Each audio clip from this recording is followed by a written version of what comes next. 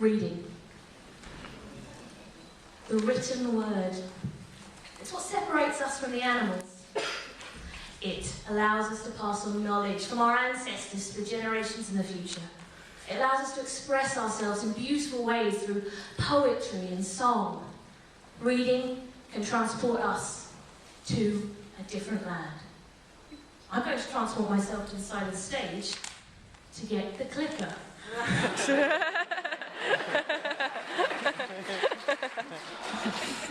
I'm back. You know what? I think the American novelist Joyce Carol Oates puts it best. Reading is the sole means by which we slip involuntarily, often helplessly, into another's skin, another's voice, another's soul. But forget all of that pretentious crap. I'm a computer scientist and I'm going to talk about numbers tonight. So I look at the way that people enter numbers on devices. In fact, I'm a bit of a geek about it. But Sarah, I hear you cry, why should we believe anything you say? You don't even have a PhD. Well, firstly, that's a really mean thing to say, okay? PhDs are hard. I'm trying. Why did you bring it up when I'm trying to do a comedy set here, okay? And secondly, actually, I don't think I really need a PhD, because I have something better. So as academics, we strive to get other academics to cite us in journals or papers, but that's not for me. No. I'm aiming higher, which is why very recently, this appeared in the national newspaper. That's right, Sarah Wiseman, my name up in lights. And what's more, not only did my name appear in this newspaper, no. I've been promoted. I'm now a scientist. And it gets better, ladies and gentlemen, okay? Not only am I a scientist, but I am a Daily Mail accredited scientist. And as such, I come up with gems like this. Customers who make mistakes are not idiots. That's an insight. You're not going to get that on Wonders of the Universe, are you? That's science. That's knowledge. I don't think it can really get much better than this. You know, forget the PhD. I mean, the only way this can go up from here would for the sun to refer to me as a boffin. That's the only way it can get better than this. So, anyway, I was talking about numbers, wasn't I? And the thing that I want to talk to you today, about how we read numbers, because when we're entering numbers on devices, which is what I study, oftentimes we have to read numbers to enter them in. Aha, she's on topic, everyone. So, what I'm going to talk about reading numbers is I'm going to compare it to the way that we read words. Now, to do this, I'm about to put an offensive word up on the screen behind me, okay? So, fair warning, everybody.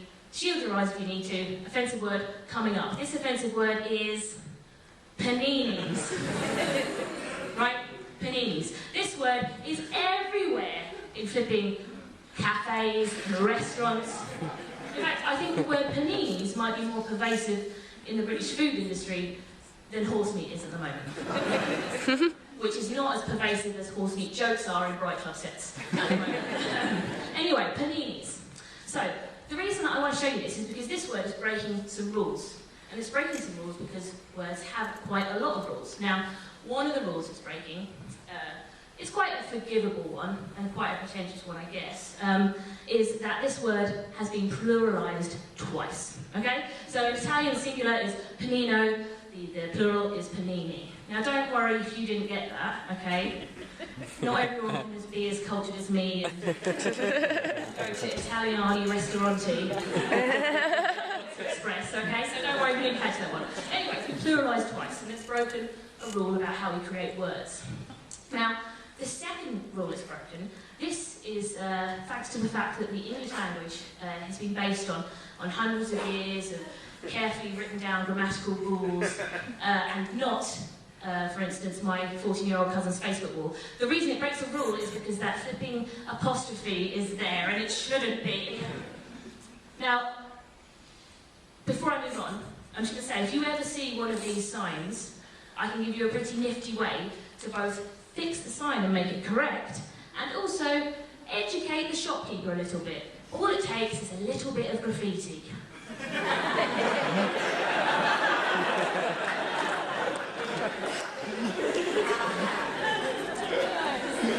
So that's just some of the rules that words can break.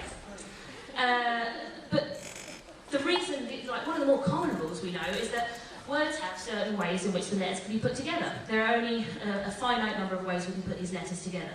And because of that, we have a really good way of kind of like unscrambling or fixing errors in text, which is why you can read things like this. Come on, it's not that hard.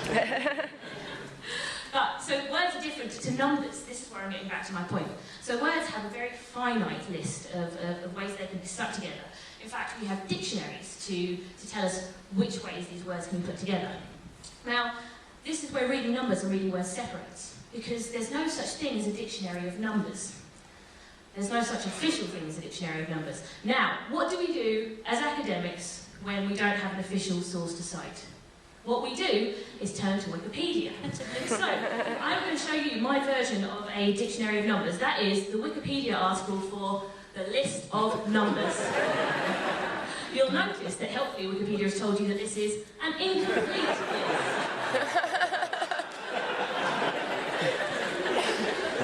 And unfortunately for this poor article, which may never be able to satisfy particular standards for computers.